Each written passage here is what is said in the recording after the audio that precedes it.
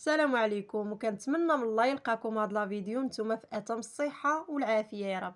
اليوم باذن الله غنشارك معكم حلوه العشر دقائق بدون زبده ببيضه واحده فقط، هشيشه كتذوب في الفم بمكونات متواجده في كل بيت وسهله وسريعه في التحضير ديالها.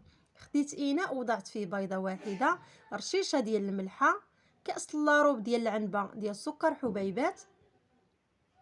غناخد الفوي ونخلط هاد المكونات مزيان مع بعضياتهم. كنتمنى من الله اخواتي على انكم تجربوا هاد الحلوه هادي، الصراحه كتجي رائعه، لا في الشكل ديالها ولا في المذاق. الصراحه كتجي بنينه، وحتى في الوقت يعني الخدمه ديالها يعني ما كتاخدش معنا شي وقت اللي كتير، يمكن لك توجديها يعني حتى لاخر لحظه. دابا غنضيف واحد الكيس ديال الفاني اللي يمكن لكم تعوضوه بقشور ديال الحامض او قشور ديال البرتقال.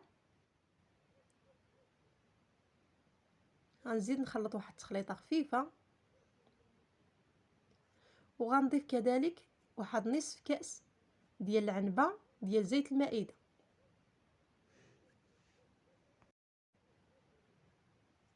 وغنزيد نخلط اخواتي مزيان مزيان حتى ينسجموا هاد العناصر مع بعضياتهم.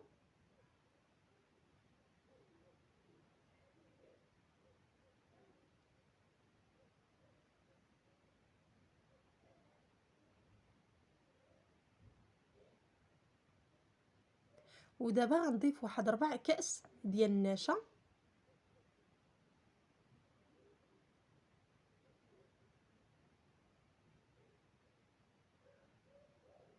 يعني هاد النشا حتى هو كيلعب الدور ديالو، كيخلي لنا هاد الحلوه كتجي هشيشه.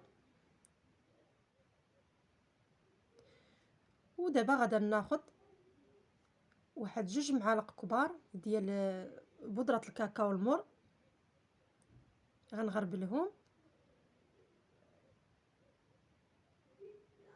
بالنسبه اللي عنده الساشي يدير زوج ديال الساشيات، وكذلك يعني اللي ما بغاهاش تجي غارقه في اللون يدير يعني غير ساشي واحد، ولا يدير غير معلقه واحده ديال الكاكاو.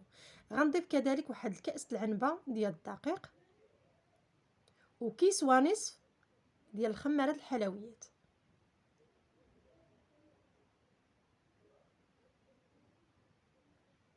غنحاول نغربل هاد المكونات.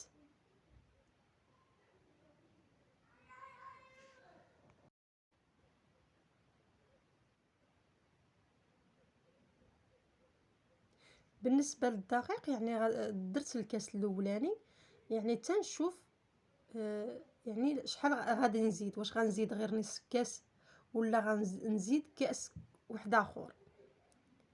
يعني غادي نشوف الخليط شحال غادي يهز ليا ديال الدقيق. غنحيد هاد الفوي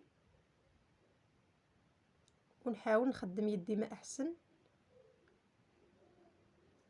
بان ليا الخليط يعني باقي مطلوق، غنزيد واحد نصف كاس.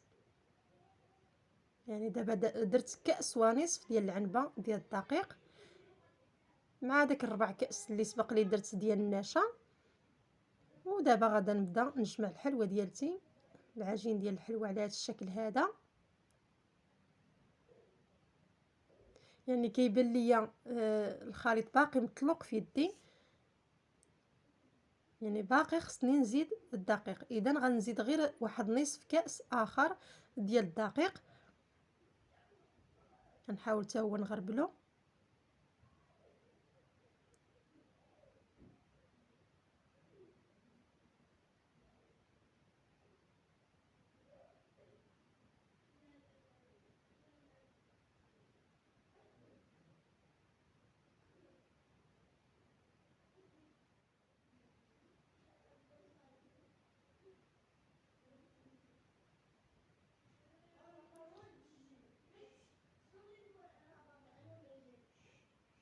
انا هنايا بان ليا يعني ما باقيش غنزيد دقيق، اذا هذا الخليط هذا هز ليا 2 كؤوس ديال العنبه ديال الدقيق الابيض بلا هذاك 4 كاس ديال النشا.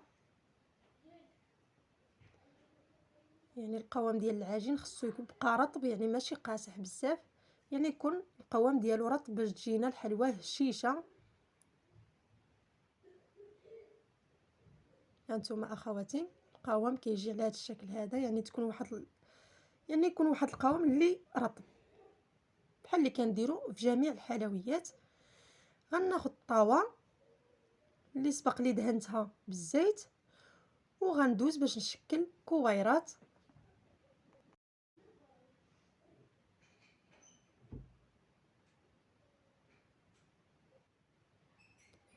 بالنسبه اخواتي للحجم ديال الكويرات يعني كيبقى لكم الاختيار، بغيتو هاد الحليوه تجيكم يعني كبيره غتكبروا، بغيتوها تجي متوسطه يعني غديروا مويان، بغيتو تجيكم صغيره يعني تصغروا. انا هنايا درتهم يعني متوسطين، يعني ما درتهمش كبار ولا صغار، وانتوما كيبقى لكم الاختيار. بالنسبه للفران انا راه ما شعلتش الفران يعني حتى غنوجد الحلوه ديالتي، ومن بعد غادا نطيب الحلوه ديالتي في الفران ديال الغاز. من بعد غنشعل الفران وغادا ندير الطاوه ديالتي من التحت على نار تكون مهيله يعني حتى تشقق، ومن بعد عاد غنطلعها للجهه الفوقانيه باش تكمل طيابها.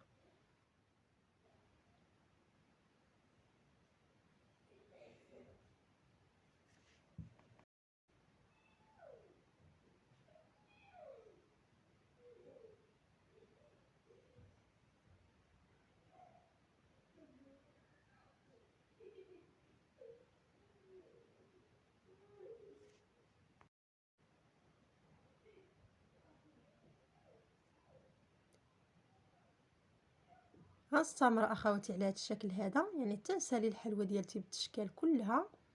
هانتوما من بعد ما ساليتها دابا غادا نديرها في الفران، وان شاء الله غادي تشوفوا الشكل النهائي. الحلوه ديالتي هي هذه من بعد ما خرجتها من الفران. هانتوما اخواتي تبارك الله كتجي رائعه، لا شكلا ولا حتى في المذاق، كتجي مشقه كيف ما شفتوا. هذا الحجم هذا راه متوسط، وانتم كيبقى لكم الاختيار الا بغيتوا تكبروها ولا ديروها صغيره.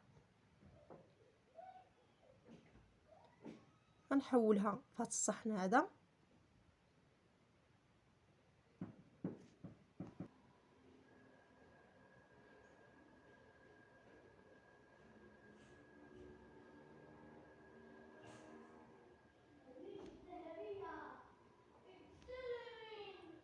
والحلوه ديالتي ها هي واجده، يعني تبارك الله كتجي رائعه، كتجي هشيشه.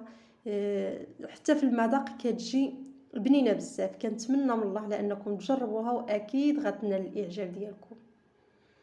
كنتمنى من الله هذا الفيديو نكون فيه خفيفه ظريفه على قلوبكم، والى فيديو اخر ان شاء الله. والسلام عليكم.